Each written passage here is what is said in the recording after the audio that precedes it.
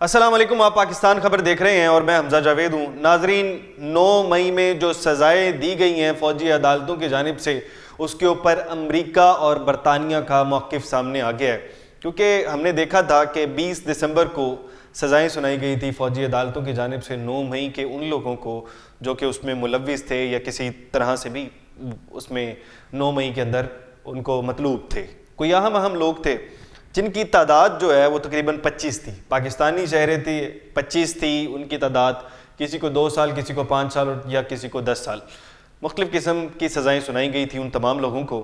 تو اس کے بعد رد عمل نہیں آ رہا تھا، پاکستان سے بہت کم رد عمل آیا، پاکستان تحریک انصاف کی طرف سے رد عمل آیا، لیکن انٹرنیشنلی رد عمل جو کہ ہم ایکسپیکٹ نہیں کر رہے تھے وہ آ گیا ہے۔ امریکہ کی جانب سے بھی رد عمل آ گیا ہے۔ امریکہ کہتا ہے کہ 9 مئی میں شہریوں کو فوجی عدالتوں سے دی گئی سزاؤں پر سخت تشویش ہے۔ امریکہ کو سخت تشویش ہے 9 مئی میں جو سزائیں دی گئی ہیں۔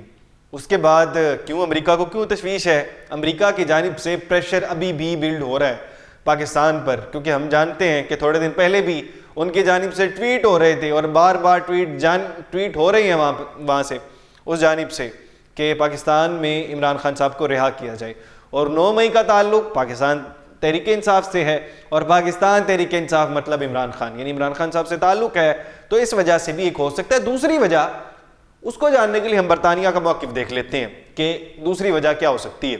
برطانیہ کہتا ہے کہ برطانیہ اپنی قانونی کارروائیوں پر پاکستان کی خود مختاری کا احترام کرتا ہے۔ وہ کہتے ہیں آپ خود مختار ہیں، اپنی قانونی کارروائیاں کریں، لیکن فوجی عدالتوں میں عام شہریوں کے ٹرائل میں شفافیت، آزادانہ جانچ پڑتال کا فقدان ہے۔ وہ کہتے ہیں کہ آزادانہ جانچ پڑتال نہیں ہوئی، شفافیت نہیں ہوئی ہے اس معاملے کے اندر۔ اب برطانیہ کا کیا موقف ہے؟ برطانیہ کیوں سامنے آ گیا ہے؟ تو اس کے پیچھے انہوں نے ریزن بتائی ہے۔ انہوں نے کہا آئی سی سی پی آر کے آرٹیکل 14 کے تحت، آئی سی سی پی آر انٹرنیشنل قانون ہے جو کہ پولیٹیکل رائٹ دیتا ہے، سول رائٹ دیتا ہے، پورے انٹرنیشنلی ایک قانون بنایا گیا ہے۔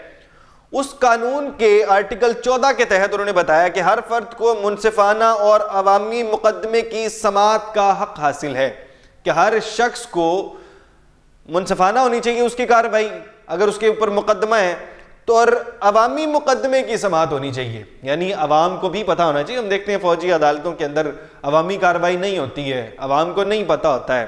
جو دوسری عدالتیں ہوتی ہیں وہاں پر تو تمام فریق آسانی سے وہاں پر جا سکتے ہیں، بہت سے معاملات ہوتے ہیں، لیکن بہرحال یہ اصل وجہ ہے۔ وہ کہتے ہیں انسانی حقوق کی پامالی ہوگی اگر آپ اس طرح سے کریں گے، کیونکہ فوجی عدالتوں کے حق میں پہلے عمران خان صاحب خود رہے ہیں، اور بعد میں جا کے عمران خان صاحب جب مخالف ہوئے ہیں، جب 9 مئی کے بعد اصل میں مخالفت شروع ہوئی فوجی عدالتوں کی، تو اب جا کے لائن کے اس طرف جو لوگ کھڑے تھے وہ لائن کے اس طرف کھڑے ہیں، یعنی پاکستان تحریک انصاف، اور جو لائن کے اس طرف کھڑے تھے یعنی کہ حکومت اور باقی جماعتیں، وہ اس طرف آگے ہیں، یعنی کہ لائن کے دونوں طرف سے لوگ منتقل ہو گئے ہیں اپنی جگہ چھوڑ کے دوسری کی جگہ پر۔ اب ایک اور جگہ پر تبدیلی آئی ہے، وہ بہت اہم تبدیلی ہے، وہ میں آپ کو بتاتا ہوں۔ پہلے پاکستان کا موقف جان لیتے ہیں اس کے بعد، کیونکہ ظاہری بات ہے کہیں پر بھی پابندیاں لگتی ہیں، پاکستان پر ابھی پابندیاں لگی ہیں جو میزائل والے معاملے پر، اب تمام لوگ جانتے ہیں، لیکن بہرحال جب بھی پابندیاں لگتی ہیں تو موقف آتا ہے۔ پاکستان کا موقف کیا ہے وہ جان لیتے ہیں۔ دفتر خارجہ کی جانب سے جو ترجمان ہے ممتاز زہرا بلوچ صاحبہ، ان کی جانب سے ایک موقف سامنے، دفتر خارجہ کا موقف ہوتا ہے، وہ ان کی جانب سے جو انہوں نے کہا ہے، پاکستان کے آئین اور عدالتوں میں اندرونی معاملات حل کرنے کی مکمل صلاحیت موجود ہے۔ وہ کہتے ہیں ہمارے پاس مکمل صلاحیت ہے، آئین کے پاس ہے، عدالتوں کے پاس، ہمارے پاس مکمل صلاحیت موجود ہے۔ اس معاملے میں کسی بیرونی مداخلت کی ضرورت نہیں۔